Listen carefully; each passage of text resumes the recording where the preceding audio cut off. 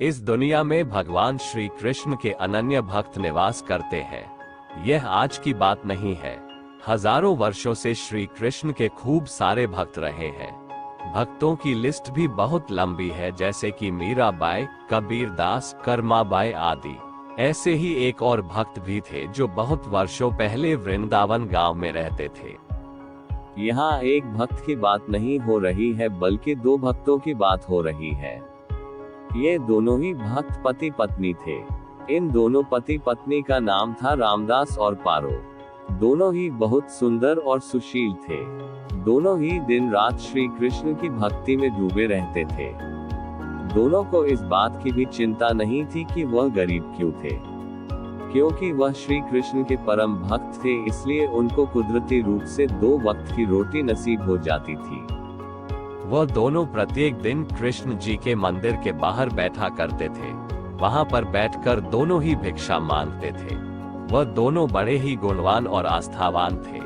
दया भी उनमें खूब थी। अपनी इसी दया के चलते वह जो कुछ भिक्षा में प्राप्त करते, उसमें से थोड़ा हिस्सा मंदिर के बाहर ही बैठने वाले एक दूसरे भिखारी को दे दिया करते थे। उन दोनों को ऐसा करने में आनंद की प्राप्ति हुआ करती थी। उनको किसी भी प्रकार का कोई दुख नहीं था। बस एक बात थी जो कभी कभी उनके दिमाग को विचलित कर दिया करती थी। दरअसल वह दोनों ही जन्म से अंधे थे। उन्हें कुछ दिखाई तो नहीं देता था, मगर श्री कृष्ण को वह अपने अंतर्मन से ही देख लेते थे। बहुत से लोग ऐसे भी थे जो उन दोनों का मजाक उड़ाया करते थे, लेकिन वो दोनों भगवान की आस्था से कभी भी नहीं लड़खड़ाए। उन दोनों की आस्था दिनों दिन गहरी होती जा रही थी।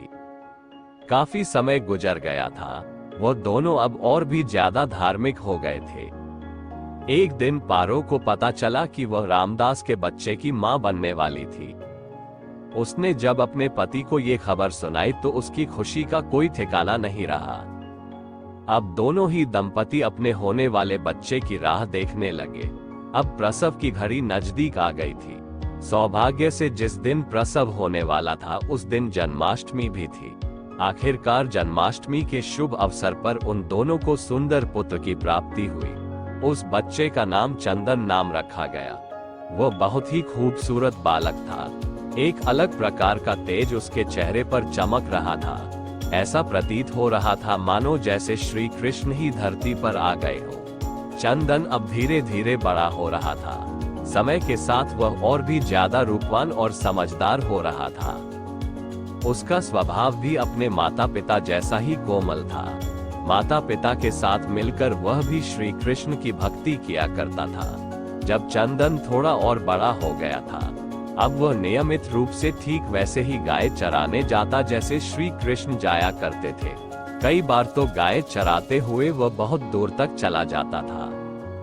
एक बार जब वह दूसरे गांव में प्रवेश कर गया, तब एक आदमी चंदन को वहां से लाया। चंदन के माँ बाप ने उनके पुत्र को वापस लाने के लिए उस आदमी को धन्यवाद दिया और उससे उसका नाम पूछा। उस आदमी ने अपना नाम मदन बताया। अब चंदन और मदन के बीच अच्छी दोस्ती हो गई थी। हालांकि चंदन मदन से छोटा था, लेकिन फिर भी उन दोनों में खूब पटती थी। चंदन को मदन में अपना अभिभावक नजर आने लगा था। मदन एक पिता के समान चंदन का ख्याल रखता। रामदास और पारो की चिंता मानो अब दूर हो गई थी।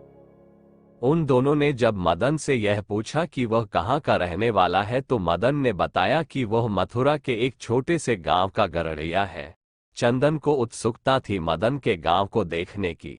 एक दिन जब मदन अपने गांव जा रहा था, तब वह भी मदन के पीछे पीछे चला गया। जब चंदन मदन के गांव पहुंचा तो उसने देखा कि मदन एक मंदिर की ओर बढ़ा और उसमें प्रवेश कर गया। अब पीछे पीछे चंदन भी मंदिर में प्रवेश कर गया।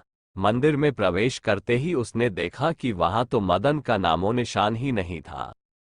आखिर एक ही पल में यह मदन कहाँ चला गया था। अंत में चंदन को ये समझ आ गया कि यह मदन कोई और नहीं बल्कि स्वयं श्री कृष्ण थे, जो इतने समय तक हर परिस्थिति में उसके परिवार को संभाल रहे थे और उनकी रक्षा कर रहे थे। भगवान किस रूप में अपने भक्तों की मदद करते हैं, ये कोई नहीं जानता। ये कहानी कैसी लगी? कहानी सुनकर आपको पसंद आई हो तो चैनल को लाइक, शेयर और सब्सक्राइब करें। धन्यवाद मित्रों।